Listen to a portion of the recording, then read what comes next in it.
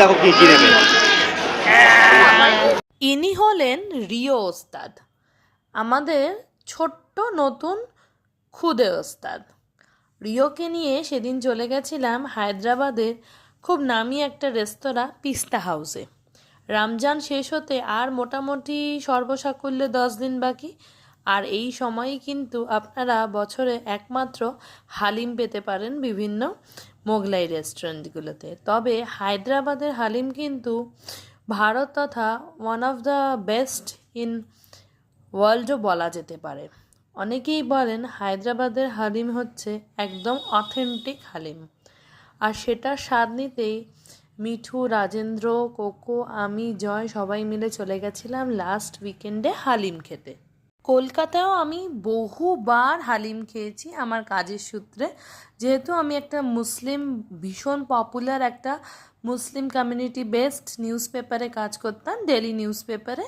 তো সেখানে হালিমটা আমি মানে প্রায় এই রমজানের টাইমে প্রতিদিনই খেতাম। তবে কলকাতার হালিম একদম অনেকটাই ডিফারেন্ট এই হায়দ্রাবাদি হালিমের থেকে। ওখানে ডালের যে ঘনত্বটা অনেকটা পাতলা হয় আর মাংসের পিসগুলো মানে গোটা গোটা থাকে, যেমন আমাদের মাংসের কারি বা মাংসের ঝোলে মাংস হয়ে থাকে ছোটো ছোটো মাংসের পিস উইথ বোনস।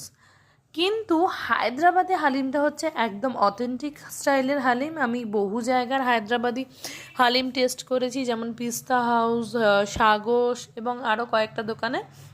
তবে আমার কাছে কিন্তু বেস্ট লেগেছে পিস্তা হাউসের হালিমটা। মানে প্যারাডাইজের হালিমও বেশ ভালো, তবে পিস্তা হাউস ইজ দ্য বেস্ট বলে আমি বলবো। আর সেই সঙ্গে আমরা অর্ডার করেছিলাম একটুখানি শিক কাবাব, তারপর প্রনস এখানে খুবই ফেমাস এই হায়দ্রাবাদে বিভিন্ন জায়গায়। লুজ প্রনস বলে একটা আইটেম পাওয়া যায় মোটামুটি সব রেস্টুরেন্টে, ওটা ভীষণ ভালো। আর আমরা নিয়েছিলাম গার্লিক ফ্রাইড প্রনস, যেটা মানে ওই প্রনসকে পকোড়া টাইপের করে সেটাকেই একটু গার্লিকে আর একটুখানি মশলা দিয়ে ধনেপাতা পাসলে পাতা সব দিয়ে একটুখানি জাস্ট টস করে নেওয়া। আর এখানে আমরা জমিয়ে খাচ্ছি, হালিমটা দুর্দান্ত ছিল।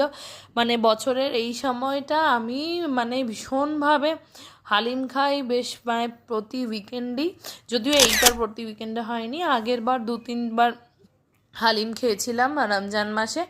আর এবারে লাকিলি রমজান মাসে 5টা উইকেন্ড আছে, তাই অলরেডি 2টো উইকেন্ড চলে গেলেও আপনাদের হাতে কিন্তু রোজকার পাশাপাশি দুটো উইকেন্ড এখনও আছে। তাই চটজলদি চলে যান আপনার কাছের রেস্তোরাঁয় হালিম খেতে। আর যদি সেটা পাস্তা হাউস হয় তাহলে তো ব্যাপারই নেই। See you.